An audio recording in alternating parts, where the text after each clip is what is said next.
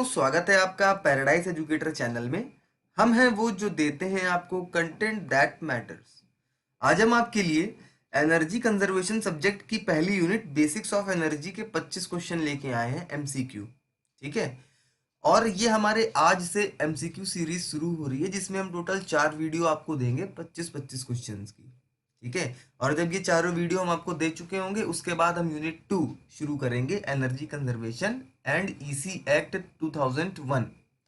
अब देखिए, ये जो एमसीक्यू सीरीज है, इसमें कोई भी टॉपिक अगर आपको ना समझ में आए तो आप हमारे थ्योरेटिकल वीडियो जो हम पहले बना चुके हैं उसको जाके देख सकते हैं। उसका लिंक ऊपर आई बटन में आपको मिल जाएगा। ठीक है। और जितनी भी चीज़ें हम आपको पहले पढ़ा चुके हैं, ये जो वीडियो है, ये उन्हीं टॉपिक्स से रिलेटेड बनाई गई है। मतलब इसमें क्वेश्चंस उसी जो टॉपिक हम पढ़ा चुके हैं उसी के अकॉर्डिंग मिलेंगे।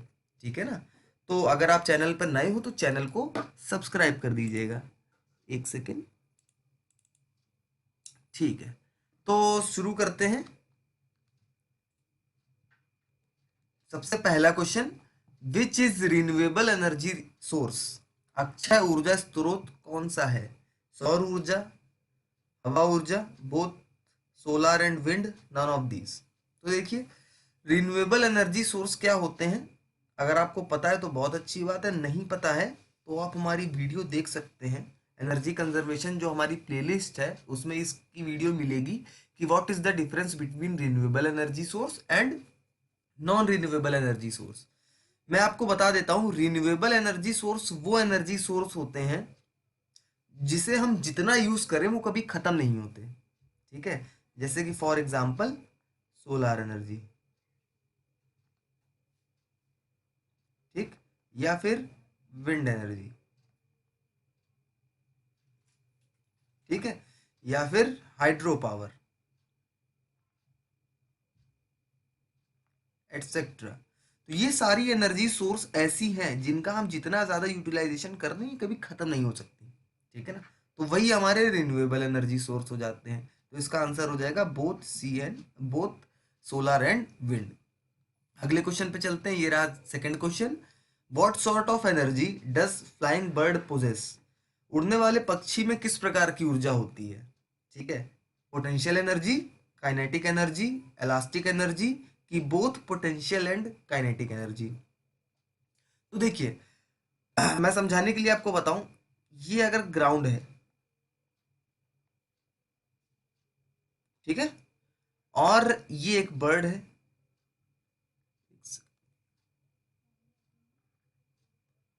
ठीक है, ये है आपकी बर्ड, और ये बर्ड इस डायरेक्शन में v वेलोसिटी से उड़ रही है और h हाइट पर ग्राउंड से उड़ रही है। ठीक है ना। तो क्या होगा कि क्योंकि ये बर्ड h हाइट से उड़ रही है, इसलिए इसके पास पोटेंशियल एनर्जी होगी mgh। और क्योंकि ये बर्ड v वेलोसिटी से इस पर्टिकुलर डायरेक्शन में मुड़ रही है, तो इसके पास काइनेटिक एनर्जी होगी हाफ mv²। तो जो बर्ड की टोटल एनर्जी हो जाएगी वो हो जाएगी mgh plus half mv²।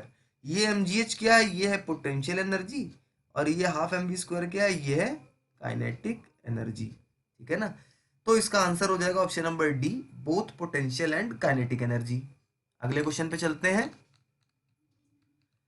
Based on usability, energy resources are classified into. उपयोगिता के आधार पर ऊर्जा संसाधनों को वर्गीकृत किया जाता है। प्राइमरी, सेकेंडरी, टर्शरी में, प्राइमरी और सेकेंडरी में, प्राइमरी, इंटरमीडिएट, सेकेंडरी में, या इनमें से कोई नहीं। तो देखिए, यूजेबिलिटी के आधार पर मतलब उपयोगिता के आधार पर, या फिर ओरिजिन के आधार पर, दो चीजें हैं, ओरिजिन या फिर यूजेबिलिटी। ठीक है। इन दोनों के आधार पर एनर्जी रिसोर्सेज को दो प्रकार से क्लासिफाई किया जाता है, वर्गीकृत किया जाता है, primary and secondary energy resources. अब ये क्या होते हैं? तो इनके लिए आपको हमारी वीडियो देखनी पड़ेगी कि what is the difference between primary and secondary energy sources. वो आपको ऊपर आई बटन में प्लेलिस्ट में मिल जाएगी। अगले क्वेश्चन पे चलते हैं। Fourth question, which of the following is not a type of primary resource? इनमें से कौन सा प्राइमरी रिसोर्स का उदाहरण नहीं है? ठीक है ना। तो देखिए, कच्चा तेल, कोयला, सनलाइट या फिर हाइड्रोजन एनर्जी। अब प्राइमरी रिसोर्स क्या होते हैं, सबसे पहले उनको जानना बहुत जरूरी है। प्राइमरी रिसोर्स ऐसे रिसोर्स होते हैं जो डायरेक्ट हमें नेचर से मिलते हैं, जो डायरेक्ट हमें एनवायरनमेंट से मिलते हैं। ठीक है ना। जैसे कि फॉर एग्जांपल कच्चा तेल, ये एक प्राइमरी रिसोर्स है क्योंकि ये हमें डायरेक्ट नेचर से मिलता है। कोयला, ये भी हमें डायरेक्ट नेचर से मिलता है। ठीक है ना। सूरज की रोशनी, ये भी हमें डायरेक्ट नेचर से मिलती है। तो हाइड्रोजन एनर्जी एक ऐसी एनर्जी है जो डायरेक्ट हमें नेचर से नहीं मिलती, इसलिए ये प्राइमरी रिसोर्स का उदाहरण नहीं है। अगले क्वेश्चन पे चलते हैं। Energy resources which are being used for many decades are known as.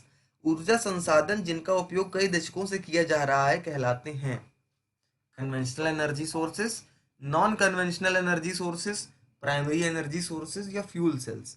तो देखिए, जिनका इस्तेमाल दशकों से किया जा रहा है, उपयोग कई दशकों से किया जा रहा है, यूज्ड फॉर मेनी डिकेड्स मतलब बहुत पुराने समय से किया जा रहा है, उनको कहा जाता है कन्वेंशनल एनर्जी सोर्सेस। जैसा कि आपको नाम से पता चल पा रहा होगा, पारंपरिक ऊर्जा स्रोत, कन्वेंशनल एनर्जी सोर्सेस। ठीक है ना। तो क्या होते हैं ये, हम वीडियो इस पे पहले बना चुके हैं, या हम फिर से आपको बता देते हैं कि कन्वेंशनल एनर्जी सोर्स ऐसे हैं जो दशकों पुराने हैं, जिनका हम इस्तेमाल कर रहे हैं, जैसे कि उदाहरण के तौर पे कोयला, ठीक है, और क्रूड ऑयल, ठीक है ना, पेट्रोल, डीजल, एटसेट्रा। ठीक है ना। और नॉन कन्वेंशनल एनर्जी सोर्सेस कौन से होते हैं, जिनका यूज अभी अभी हमने शुरू किया है, लेटेस्ट टेक्नोलॉजी पे बेस्ड है, जैसे कि सोलर एनर्जी, विंड एनर्जी या जियोथर्मल एनर्जी, ठीक है, एटसेट्रा एटसेट्रा। तो ये सारे नॉन कन्वेंशनल एनर्जी सोर्स हो जाते हैं। इस क्वेश्चन का आंसर था ए, कन्वेंशनल एनर्जी सोर्सेस। अगले क्वेश्चन पे चलते हैं। Which of the following statement is correct about solar energy. सौर ऊर्जा के बारे में निम्नलिखित में से कौन सा कथन सत्य है? तो सोलर एनर्जी की बात की गई है और चार ऑप्शन दिए हैं, जिसमें कहा गया है पहले में it is a renewable and conventional energy sources, दूसरा it is a non renewable and non conventional energy sources, third it is a renewable and non conventional energy sources, fourth it is a non renewable source of energy. तो देखिए, solar energy क्या होती है कि अगर हम solar energy की बात करें, ठीक, तो ये जो सोलर एनर्जी है, ठीक, ये अभी हमने पीछे आपको कन्वेंशनल और नॉन कन्वेंशनल बताया, तो ये सोलर एनर्जी हो जाती है नॉन कन्वेंशनल, क्योंकि हम इनका यूज अभी अभी करना शुरू किए हैं, लेटेस्ट टेक्नोलॉजी। और रिन्यूएबल और नॉन रिन्यूएबल में सोलर एनर्जी आ जाती है रिन्यूएबल। सबसे पहला क्वेश्चन जो हमने आज किया उसी पे बेस्ड, ठीक है ना। तो ये इसका सही आंसर। कौन सा ऑप्शन सही है फिर? इसका मतलब है कि इसका मतलब है non non conventional and renewable. Option number C इसका सही आंसर है। सेवेंथ क्वेश्चन पे चलते हैं। Wind and hydrogen energy are example of. पवन और हाइड्रोजन ऊर्जा किसका उदाहरण है? तो देखिए, विंड एनर्जी जो है ये तो एक तरीके की प्राइमरी एनर्जी है, ठीक है, क्योंकि हमें विंड डायरेक्ट नेचर से मिलती है और जो डायरेक्ट नेचर से एनर्जी मिलती है उन्हें हम प्राइमरी एनर्जी कहते हैं। और हाइड्रोजन एनर्जी जो होती है ये सेकेंडरी एनर्जी होती है, क्योंकि हम इसको केमिकली ऑब्टेन करते हैं, मतलब रासायनिक क्रियाओं द्वारा हमें ये प्राप्त होती है। तो इसका आंसर हो जाएगा option number B. Eighth question पे चलते हैं। Which of the energy sources are widely used in industries. उद्योगों में कौन सी ऊर्जा संसाधनों का व्यापक रूप से उपयोग किया जाता है? तो देखिए, उद्योग, इंडस्ट्रीज, लकड़ी का इस्तेमाल नहीं किया जाता, बायोगैस का इस्तेमाल नहीं किया जाता, क्रॉप रेसिड्यू मतलब कि खेती बाड़ी में जो बची कुची सामग्री होती है उनका इस्तेमाल इंडस्ट्रीज में नहीं किया जाता, तो किसका किया जाता है? कोल एंड गैसोलीन का। ठीक। नाइन्थ क्वेश्चन पे चलते हैं। Which of these resources does not produce carbon dioxide during electricity generation. इनमें से कौन सा संसाधन बिजली उत्पादन के दौरान कार्बन डाइऑक्साइड का उत्पाद नहीं करता है? तो देखिए, कार्बन डाइऑक्साइड हर कार्बन रिलेटेड कंपाउंड को जलाने से रिलीज होती है। ठीक है, जब भी कोई कार्बन कंपाउंड जलता है तो कार्बन डाइऑक्साइड रिलीज होती है, हवा में रिलीज होती है। ठीक है ना, तो इसमें से कौन सा ऐसा कंपाउंड है जो कार्बन का नहीं है? कोल कंटेन्स कार्बन, मीथेन में कार्बन होता है, बायोगैस भी कार्बन की होती है। ठीक है, तो यूरेनियम, यूरेनियम एक ऐसा कंपाउंड है जो इलेक्ट्रिसिटी प्रोड्यूस करते समय कार्बन डाइऑक्साइड का जनरेशन नहीं करता है। अगले क्वेश्चन पे चलते हैं, question number 10। On the basis of origin, उत्पत्ति के आधार पर energy resources are classified into natural and artificial resources. ऊर्जा संसाधनों को प्राकृतिक और कृत्रिम संसाधनों में वर्गीकृत किया गया है। क्या ये सत्य है? नहीं। हमने आपको पीछे बताया कि ओरिजिन के आधार पर दो तरीके की एनर्जी होती है, एक होती है प्राइमरी और दूसरी होती है सेकेंडरी। ठीक है, तो हम लोग नेचुरल ना कह के प्राइमरी बोल देते हैं, आर्टिफिशियल ना बोल के सेकेंडरी बोल देते हैं। ठीक है, तो इसका जो सही आंसर है वो हो जाता है फॉल्स। ठीक, रीजन मैंने आपको बता दिया, क्योंकि प्राइमरी एंड सेकेंडरी एनर्जी कहा जाता है। Which of these is the major contributor to world population. इनमें से कौन विश्व प्रदूषण में मुख्य योगदान करता है? Commercial resources, non commercial resources, renewable resources या फिर न्यूक्लियर एनर्जी। तो देखिए, वर्ल्ड पॉल्यूशन, सॉरी, पॉल्यूशन। ठीक है, अगर मैं पॉपुलेशन बोल गया हूँ तो सॉरी उसके लिए, पॉल्यूशन। अब देखिए, विश्व स्तर पर जो प्रदूषण फैला हुआ है उसके लिए कौन जिम्मेदार है इन चारों में से? तो अगर हम न्यूक्लियर एनर्जी के बारे में देखें तो ये कोई भी ऐसा सब्सटेंस रिलीज नहीं करती है जिससे प्रदूषण हो। ठीक, तो ये तो हट गया। रिन्यूएबल रिसोर्सेस जैसे solar energy, wind energy, geothermal energy, hydro power, ये भी पॉल्यूशन नहीं फैलाते हैं, तो ये भी हट गया। Non commercial resources, non commercial resources में आ जाता है आपका यही रिन्यूएबल रिसोर्सेज, जैसे सोलार एनर्जी, है ना, और ये सब चीज़ें, विंड एनर्जी, जियोथर्मल एनर्जी, तो वो नॉन कॉमर्शियल रिसोर्सेज हो जाते हैं। तो इसका आंसर क्या है? Commercial resources. कॉमर्शियल रिसोर्सेज जैसे कि कोल, पेट्रोल, डीजल, ठीक है ना, इत्यादि, ये सब क्या करते हैं? पॉल्यूशन फैलाने में साझेदारी है इनकी। ठीक है ना, अगले क्वेश्चन पे चलते हैं, question number 12। Unit of energy, energy ऊर्जा की इकाई क्या है? तो वो होती है जूल, सबको पता है। अगले क्वेश्चन पे चलते हैं, world energy needs are rising due to. विश्व ऊर्जा की जरूरतें किसके कारण बढ़ रही हैं? तो एनर्जी नीड्स कैसे बढ़ रही है, मतलब ऊर्जा की जरूरतें बढ़ने का कारण नेचुरल कैलेमिटीज, प्राकृतिक आपदाएं नहीं। इन्फ्लेशन, मुद्रास्फीति, मुद्रा की बात कर दी गई है, इसका ऊर्जा से कोई संबंध नहीं है, तो ये भी नहीं। ठीक है ना, इंक्रीजिंग पॉपुलेशन एंड इंडस्ट्रियलाइजेशन, हाँ ये सही ऑप्शन है। और डिफॉरेस्टेशन से हमारे एनवायरनमेंट को नुकसान पहुंचता है, ना कि एनर्जी नीड्स बढ़ जाती है। ठीक है ना, तो option number 20 correct. 14th question, which of the following is a disadvantage of hydro power. Hydro power का कौन सा इसमें डिसएडवांटेज है? तो इसमें they are not suitable for long distance electricity transmission. तो ये गलत हो जाएगा, क्योंकि हाइड्रो पावर से भारत में कई जगहों पर बिजली पहुंचाई जाती है। ठीक है, तो long distance electricity transmission possible है हाइड्रो पावर के केस में, तो ये ऑप्शन गलत हो गया। They are unstable source of energy, ये भी गलत हो गया। ठीक है, renewable energy sources are more stable as compare to non renewable energy sources. ठीक है ना, दे कॉज हार्मफुल एमिशन। ठीक, ये भी गलत, क्योंकि हाइड्रो पावर से कोई भी हार्मफुल एमिशन नहीं होता है। तो आंसर सही क्या है, they cause deforestation and affect wild life. कैसे, जहां भी हाइड्रो पावर प्लांट को सेटअप किया जाता है वहां पर खूब ज्यादा पेड़ काटे जाते हैं और वहां की वाइल्ड लाइफ इफेक्ट हो जाती है। ठीक है ना, तो ये इसका सही ऑप्शन हो जाएगा। अगले क्वेश्चन पे चलते हैं। All the conventional energy sources are non renewable. क्या सारे पारंपरिक ऊर्जा स्रोत गैर नवीनीकरणीय हैं? क्या है इसका ऑप्शन, सोचिए।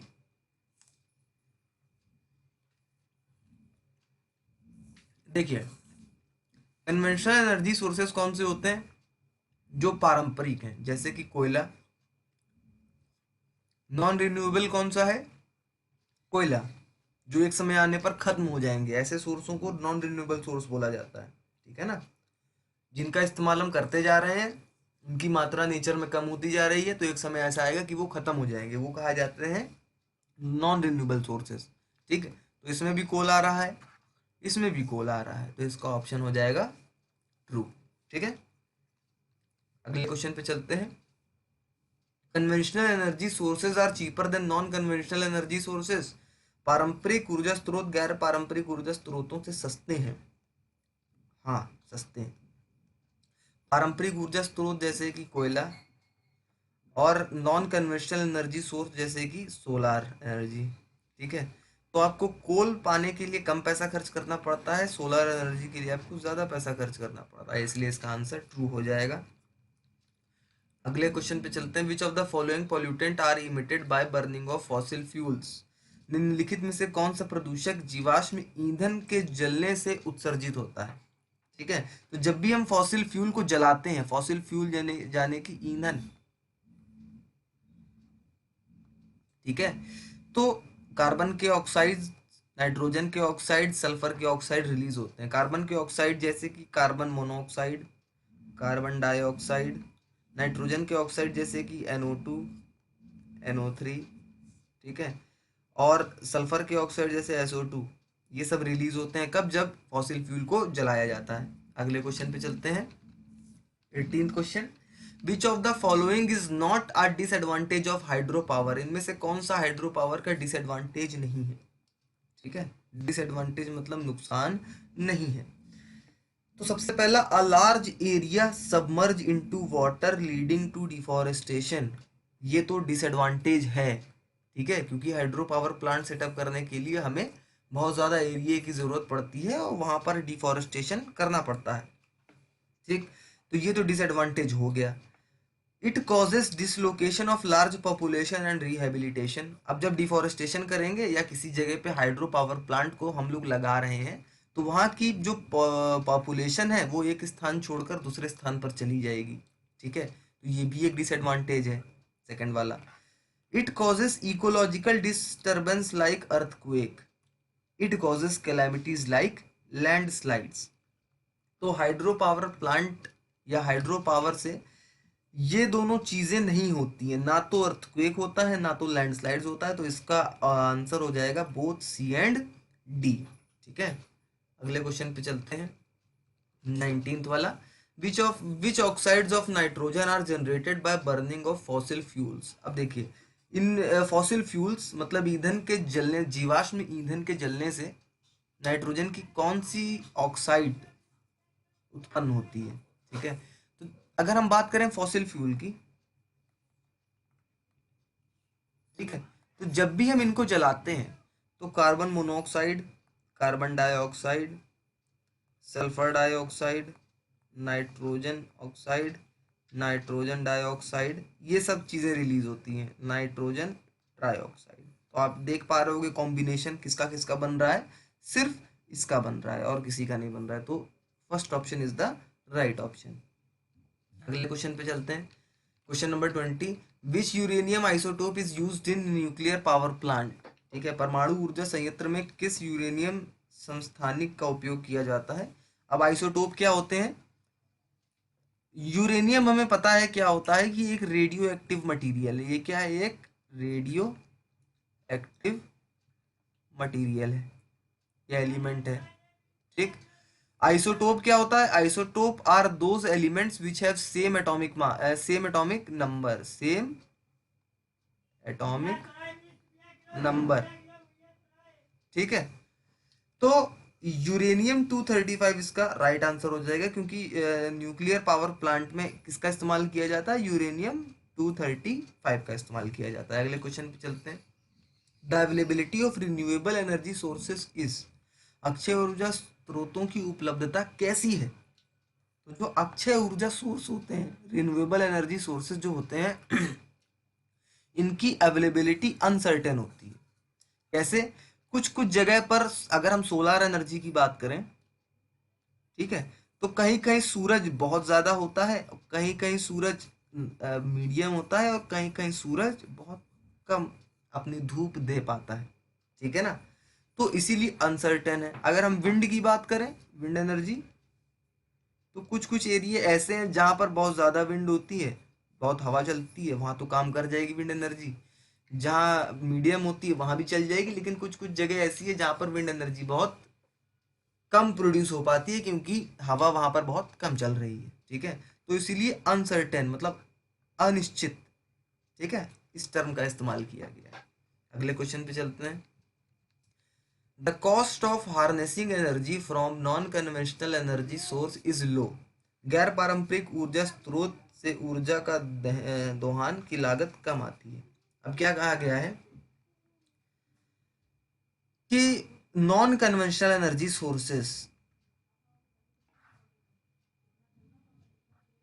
को प्रोड्यूस करने में, ठीक है ना, लागत कम आती है। क्या ये सत्य है? तो नहीं, नॉन कन्वेंशनल एनर्जी सोर्सेज को प्रोड्यूस करने में लागत बहुत ज्यादा आती है। अगला question, which of the following statement is not true about renewable energy. सबसे पहला, दे डू नॉट कॉज पॉल्यूशन, मतलब कह रहा है क्वेश्चन की नवीनीकरणीय ऊर्जा के बारे में निम्नलिखित में से कौन सा कथन सत्य नहीं है। तो क्या नवीनीकरणीय ऊर्जा पॉल्यूशन फैलाती है? They do not cause pollution, ये सही है, this is true. Their transportation is difficult, this is, क्या उनका ट्रांसपोर्टेशन डिफिकल्ट है? हाँ, इनका ट्रांसपोर्टेशन डिफिकल्ट है, ठीक है। दे कॉज इकोलॉजिकल इम्बैलेंस, तो ये जो है इट इज नॉट ट्रू, मतलब कि वो इकोलॉजिकल बैलेंस इम्बैलेंस क्रिएट नहीं करते हैं, इन्वायरमेंट को रिन्यूएबल एनर्जी से कोई नुकसान नहीं होता है। They have low gestation period, मतलब कि इनका गेस्टेशन पीरियड बहुत कम होता है, ठीक है ना। तो यस, ठीक है ना, तो ये भी ट्रू हो जाएगा। अगले क्वेश्चन की तरफ चलते हैं। Question number 24, renewable energy based power plant have, renewable energy के जो पावर प्लांट होते हैं उनके पास क्या होता है? उनके पास नेग्लिजिबल फ्यूल कॉस्ट होती है। Negligible fuel cost in the sense कि रिन्यूएबल एनर्जी प्रोड्यूस करने के लिए फ्यूल की रिक्वायरमेंट कम है, ठीक है ना, इसलिए फ्यूल पर खर्चा भी कम आता है। अगले क्वेश्चन पे चलते हैं। Question number 25, renewable energy generating power plant require dash fuel than traditional generators, अक्षय ऊर्जा उत्पादन संयंत्र को पारंपरिक जनरेटर, ठीक है, की तुलना में डैश ईंधन की आवश्यकता होती है। ज्यादा ईंधन की आवश्यकता होती है, कम मेंटेनेंस की आवश्यकता होती है, ज्यादा ऑपरेशन कॉस्ट की आवश्यकता होती है, कि ऑल ऑफ द अबव। अब देखिए, रिन्यूएबल एनर्जी सोर्स को फ्यूल की रिक्वायरमेंट नहीं है, तो ये तो कट गया। Renewable energy source power plant जो होते हैं उनमें मेंटेनेंस बहुत ज़्यादा लगता है, ठीक है, लेकिन यहाँ कम मेंटेनेंस लिखा हुआ है, तो ये भी कट गया।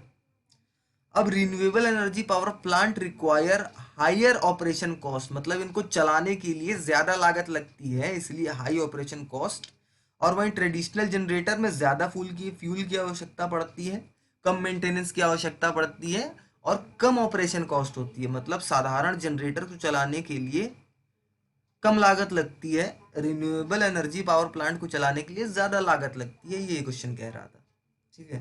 तो ये थे हमारे पहली video MCQ of unit 1 basics of energy के 25 क्वेश्चन। कैसे लगे आपको कमेंट करके ज़रूर बताइएगा। अगर आपको वीडियो पसंद आई हो, क्वेश्चन समझ में आए हो, तो वीडियो को लाइक और शेयर करिएगा। चैनल पर नए हो तो चैनल को सब्सक्राइब कर दीजिएगा। अगली वीडियो अगले 25 क्वेश्चन पर बेस्ड होगी इसी यूनिट से। तो हमारे चैनल से जुड़े रहें। अगली वीडियो जल्द आएगी, तब तक के लिए जय हिंद, जय भारत।